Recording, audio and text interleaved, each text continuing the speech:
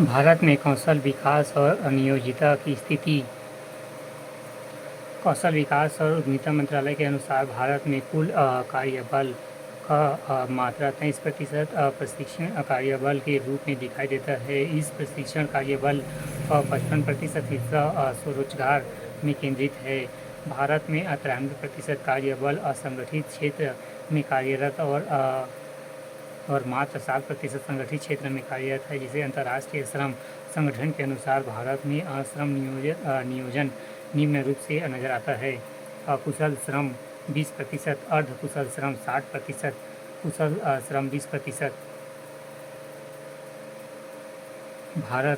भारतीय कौशल प्रतिवेदन रिपोर्ट के अनुसार भारत में नियोजिता 46.2% है, जिसमें महिलाओं की 47% और पुरुषों की 46% है। सर्वाधिक नियोजिता अर्थात रोजगार प्रदाता राज्यों में तमिलनाडु, कर्नाटक, महाराष्ट्र राज्य है।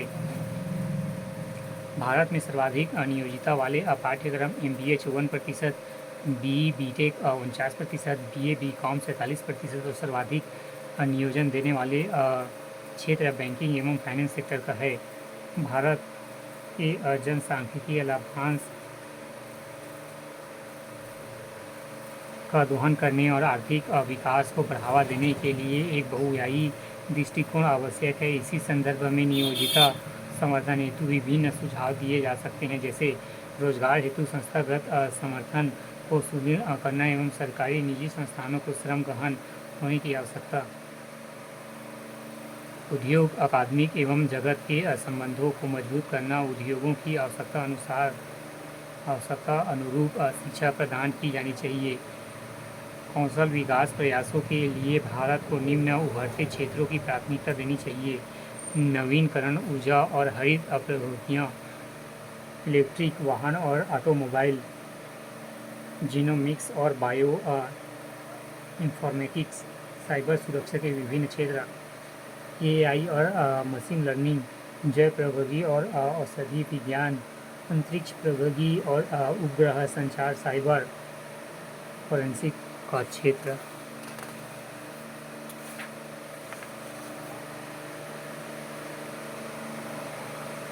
अध्याय 4 बेरोजगारी और रोजगार के विभिन्न चलन। बेरोजगारी का अर्थ। किसी भी अर्थव्यवस्था में बेरोजगारी उस स्थिति का घातक है जब कोई व्यक्ति प्रचलित मजदूर दरों पर कम करने के लिए तैयार हो पर उसे पर्याप्त काम न मिले। अंततः रोजगार कार्य करने में सक्षम एवं इच्छुक व्यक्ति होता है। भिखारी और दिव्यांग क्रमशः इच्छा और सक्षमता के आधार पर बेरोजगारी में गिने नहीं हो जाते। तकनीक रूप से बेरोजगारी को समझने के लिए दो संकल्पनाओं पर विचार करना आवश्यक है। श्रम बल। किसी भी देश की जनसंख्या में 50 से 60 आयु वर्ग के वे लोग जो शारीरिक और मानसिक रूप से कार्य करने में सक्षम हैं श्रम बल के अंतर्गत आते हैं। इनमें रोजगार प्राप्त तथा रोजगार तलाश कर रहे लोग शामिल हैं। कार्यबल। श्रम बल का वह हिस्सा जिसे कार्य या रोजगार मिल गया हो कार्यबल कहलाता है। अंततः श्रम बल और कार्यबल को आधार बनाकर बेरोजगारी को निम्न रूप से दर्शाया जा सकता है। बेरोजगारी बराबर श्रम बल माइनस कार्यबल। बेरोजगारी से संबंधित विभिन्न अवधारणाएं। श्रम आपूर्ति, लेबर सप्लाई।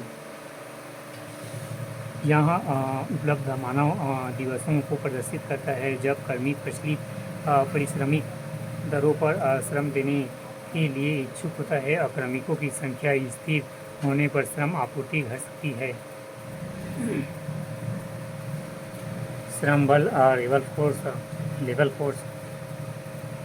कार्यशील जनसंख्या में कार्य करने की इच्छुक और सक्षम व्यक्तियों की संख्या श्रम बल कहलाती है। इसका संबंध मानवों की संख्या से है, न कि कार्य के मानव दिवसों से। अंततः यह पारिश्रमिक दर से